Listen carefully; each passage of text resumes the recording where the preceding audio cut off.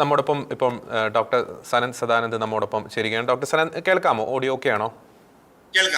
Okay audio ഓക്കെയാണ്. നേരത്തെ ഞാൻ ചോദിച്ച ഒരു ചോദ്യം, അത് മാസങ്ങളോളം അത് നീണ്ടു നിൽക്കാനുള്ള ഒരു സാധ്യത ഇപ്പോൾ മുന്നിലുണ്ടോ ഈ ഒരു സംഘർഷം? തീർച്ചയായും. കാരണം നിലവിലുള്ള സാഹചര്യത്തിൽ മാസങ്ങളോളം നീണ്ടു നിൽക്കാനുള്ള എല്ലാ സാധ്യതകളും ഉണ്ട്. കാരണം അമേരിക്കയുടെ ഭാഗത്തു നിന്നാണെങ്കിലും ട്രംപ് കൃത്യമായിട്ട് വ്യക്തമാക്കി കഴിഞ്ഞു, ഒരു 4 ആഴ്ചയെങ്കിലും ചുരുങ്ങിയ യുദ്ധം ഉണ്ടാവുമെന്ന് പറയുന്നു. മറുഭാഗത്താണെങ്കിൽ ഇറാനെ സംബന്ധിച്ച് ഇറാന് ഒരു ചർച്ചയ്ക്കുള്ള യാതൊരു വഴിയും കാണുന്നില്ല. ഇറാനെ സംബന്ധിച്ച് അവരുടെ പരമോന്നത നേതാവ് കൊല്ലപ്പെട്ടു എന്നുള്ളത് കൊണ്ട് തന്നെ അവര് യുദ്ധം തുടരുക തന്നെ ചെയ്യും എന്നുള്ളതാണ്. റിവെഞ്ച് ആണ് പ്രധാനമായും, റിവെഞ്ച് മോഡിലാണ് അവർ പോകുന്നത് എന്നുള്ളതാണ്. സാധാരണ ഇത്തരം യുദ്ധങ്ങളിലൊക്കെ പൊതുവിൽ നമ്മൾ കാണുന്നത് അതിനൊരു ചർച്ചയ്ക്ക് മുൻകൈ എടുക്കുന്ന ഒരു വിഭാഗം ഉണ്ടാവണം, എന്നാലാണ് യുദ്ധം അവസാനിക്കുകയുള്ളൂ എന്നുള്ളതാണ്. അതല്ലെങ്കിൽ ഏതെങ്കിലും ഒരു വിഭാഗത്തിന് പെട്ടെന്ന് തന്നെ കീഴടങ്ങാനുള്ള രീതിയിലുള്ള നഷ്ടങ്ങൾ ഉണ്ടാവണം എന്നുള്ളതാണ്. ആദ്യത്തെ സാഹചര്യത്തിൽ ഇവിടെ ചർച്ചയ്ക്ക് മുൻകൈ എടുക്കാനായിട്ട് ഉള്ള തേർഡ് പാർട്ടീസ് എന്ന് പറയുന്നത്, അതില് നിലവിൽ പ്രവർത്തിച്ചുകൊണ്ടിരുന്നത് ബഹ്റൈൻ, ഖത്തർ പോലെയുള്ള അറബ് രാഷ്ട്രങ്ങളായിരുന്നു. പക്ഷെ ഇപ്പോൾ ഇറാൻ അവരുടെ രാജ്യങ്ങളിലേക്കും ആക്രമിച്ചിരിക്കുന്നു. പ്രത്യേകിച്ച് അവരുടെ ആളുകളുടെ മേലിലേക്കുള്ള ആക്രമണം ഉണ്ടായിട്ടുണ്ട്. അതുകൊണ്ട് തന്നെ പ്രധാനപ്പെട്ട ഒരു പ്രശ്നം എന്ന് പറയുന്നത്, സാധാരണ രീതിയിൽ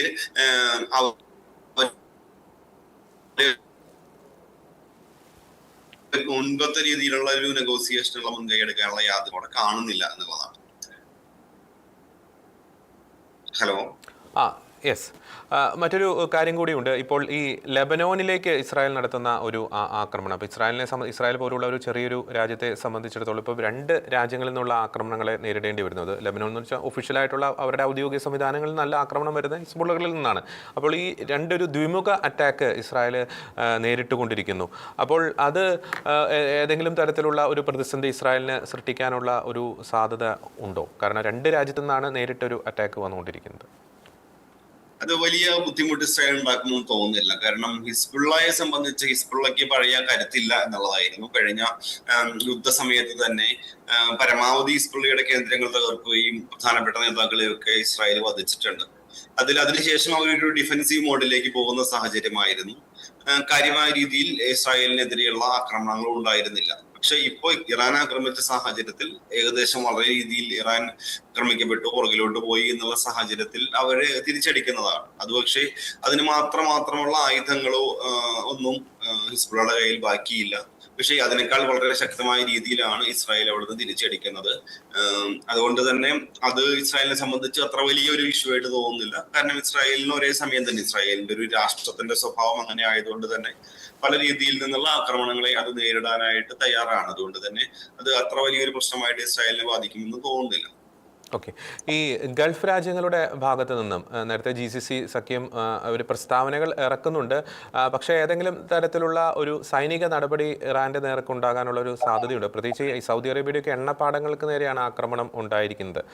ഇപ്പോൾ യുദ്ധം ഇത് 4ാം ദിനത്തിലേക്ക് പിന്നിട്ടിരിക്കുന്നു. അവർ ഒരു ഡിഫെൻസീവ് മോഡിലാണ്. ചില ഇടങ്ങളിൽ അവിടേക്ക് വരുന്ന വിമാനങ്ങളെ അല്ലെങ്കിൽ ഡ്രോണുകളെയൊക്കെ അവർ ആക്രമിച്ചിടുന്നുണ്ട്. അതല്ലാതെ ഇസ്രായേലിലേക്കൊരു അറ്റാക്ക് ഗൾഫ് രാജ്യങ്ങളുടെ ഭാഗത്തു നിന്ന് നമുക്ക് പ്രതീക്ഷിക്കാൻ സാധിക്കും. അവർ പ്രതിരോധ സംവിധാനങ്ങൾ അവർ പരിമിതമാണ്, പക്ഷേ എങ്കിൽ പോലും തീർച്ചയായും അതിനൊരു സാധ്യതയുണ്ട്. ഒരുപക്ഷെ ഇപ്പം 3 ദിവസം കഴിഞ്ഞിട്ടുള്ളൂ. പക്ഷെ കുറച്ച് ദിവസം കഴിയും തോറും ഈ ഇറാനിന്റെ ആക്രമണങ്ങൾ പലപ്പോഴും ഈ അറാംകോ പോലെയുള്ള സൗദി അറേബ്യയുടെ എണ്ണ പാടങ്ങളിലേക്ക് വരുന്നു.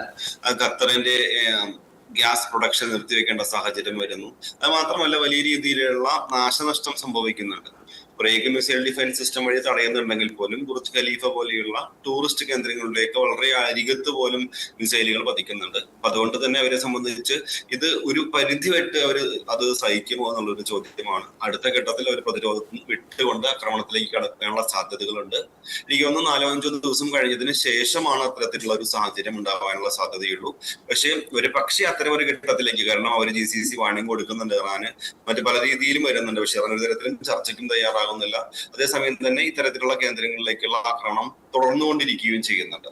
അതുകൊണ്ട് ഒരുപക്ഷെ വരും ദിവസങ്ങളിൽ അത്തരത്തിലുള്ള ഒരു പോളിസി മാറ്റം GCC രാജ്യങ്ങളിൽ നിന്നും ഉണ്ടായി കഴിഞ്ഞാൽ നമുക്കത് തെറ്റു പറയാനായിട്ട് സാധിക്കില്ല എന്നാണ് ഇപ്പൊ പറയാൻ സാധിക്കുന്നത്. ഒപ്പം ഈ ഹോർമൂസ് കടലിടുക്ക് അത് ഒരു സമ്മർദ്ദ തന്ത്രമായിട്ട് ഇറാൻ ഉപയോഗിക്കുന്നുണ്ടോ? അത് അടച്ചു കഴിഞ്ഞാൽ അത് മൊത്തം ലോകത്തെ ബാധിക്കുന്ന രീതിയിലേക്കാണ് കാര്യങ്ങളുടെ പോക്ക്. ഇപ്പോൾ ഏറ്റവും ഒടുവിൽ ഇന്ത്യ റഷ്യയിൽ നിന്നും എണ്ണ മേടിക്കുവാനുള്ള ചില നടപടികളൊക്കെ ആരംഭിച്ചിട്ടുണ്ട്. അപ്പോൾ അതൊരു സമ്മർദ്ദ തന്ത്രമായി ഇറാൻ പയറ്റുകയാണോ? പക്ഷേ അതിനെ എങ്ങനെ ലോകരാജ്യങ്ങൾ അതിനെ ടാക്കിൾ ചെയ്യാനുള്ളൊരു സാധ്യതയുണ്ട്?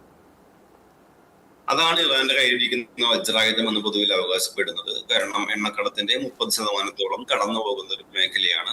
അത് ചെറിയൊരു സ്ട്രൈറ്റ് ആണ്, ചെറിയൊരു പാതയാണ്. 33 കിലോമീറ്ററോളം ഒക്കെ മാത്രം വീതിയുള്ളൂ. അതിലധിക ഭാഗങ്ങളും നിയന്ത്രിക്കുന്നത് ഇറാനാണ് എന്നുള്ളതാണ്. നിലവിൽ ഔദ്യോഗികമായിട്ട് ഇറാന്റെ നിലപാട് ഹോർമസ് കടലിടുക്കിലൂടെയുള്ള ഗതാഗതം അവരതിന് തടയുമെന്നൊന്നും പറഞ്ഞിട്ടില്ലെങ്കിൽ പോലും ഇൻഫോർമലായിട്ട് അവിടെയുള്ള ഗതാഗതം നടക്കുന്നില്ല എന്നുള്ളത് തന്നെയാണ് റിപ്പോർട്ടുകൾ വരുന്നത്. കാരണം അവരെ സംബന്ധിച്ച് അവരുടെ ആയുധങ്ങള്, ബോട്ടുകൾ ആയുധങ്ങളുമായി അവിടെ നിൽക്കുന്നുണ്ട്. വാണിംഗ് അവർ പല ഷിപ്സിനും കൊടുക്കുന്നുണ്ട് എന്ന് പറയുന്നുണ്ട്. ഇതൊരു പ്രധാനപ്പെട്ട ചോദ്യമാണ്. ഇത് യുദ്ധം നീണ്ടുപോവുകയാണെങ്കിൽ ഈ ഹോർമസ് കടലിടുക്കിലൂടെ ഉള്ള യാത്രാ മാർഗം അല്ലെങ്കിൽ ചരക്ക് ഗതാഗതം തടസ്സപ്പെടുത്താൻ ഇറാന് സാധിക്കുമോ എന്നുള്ളത് പ്രധാനപ്പെട്ട ചോദ്യമാണ്. അങ്ങനെ ഇറാൻ അതിന് ഡയറക്റ്റ് ആയിട്ട് മുതിർന്നു കഴിഞ്ഞാൽ അതിനെങ്ങനെ പ്രതികരിക്കും, ലോകം പ്രതികരിക്കും? കാരണം അത് വലിയ രീതിയിലുള്ള കയറ്റുമതിയെ അല്ലെങ്കിൽ കൊടുക്കൽ വാങ്ങലുകളെ ബാധിക്കുന്നതാണ്. പ്രത്യേകിച്ച് ഏഷ്യൻ രാജ്യങ്ങൾ, ഇന്ത്യയെ സംബന്ധിച്ച് ഇന്ത്യയിലേക്കുള്ള എണ്ണയുടെയൊക്കെ സ്റ്റോക്ക് പരിമിതമാണ്, നമുക്കറിയാം. ഇതെല്ലാം അവിടെ നിന്ന് വരണം എന്നുള്ളതാണ്. യൂറോപ്പിലേക്കും ഒക്കെ പോകുന്ന പ്രധാനപ്പെട്ട ഒരു മേഖലയാണ്. അത്തരമൊരു ആക്രമണം ഉണ്ടായിക്കഴിഞ്ഞാൽ അവിടെ അമേരിക്കയെ നേരിട്ട് ഇടപെടുമോ എന്നുള്ള ഒരു ചോദ്യമുണ്ട്. അങ്ങനെ വരികയാണെങ്കിൽ അമേരിക്ക കുറച്ചുകൂടി ക്ലോസ് ആയിട്ട്, ഇപ്പോ അമേരിക്ക നിന്നാണ് പക്ഷെ അത്തരം ഒരു സാഹചര്യം വന്നു കഴിഞ്ഞാൽ നേരിട്ട് മേഖലയിലേക്ക് വരേണ്ട സാഹചര്യം ഉണ്ടാവും. ഓക്കെ, വളരെ നന്ദി ഡോക്ടർ സനന്ദി. ഈ ഒരു ഘട്ടത്തിൽ ഈ ഒരു സംഘർഷത്തെ സംബന്ധിച്ച് വളരെ വിശദമായിട്ടുള്ള റിപ്പോർട്ട് പങ്കുവച്ചതിന് വളരെ നന്ദി. നേരത്തെ നമ്മൾ പറഞ്ഞ ഒരു വാർത്തയിൽ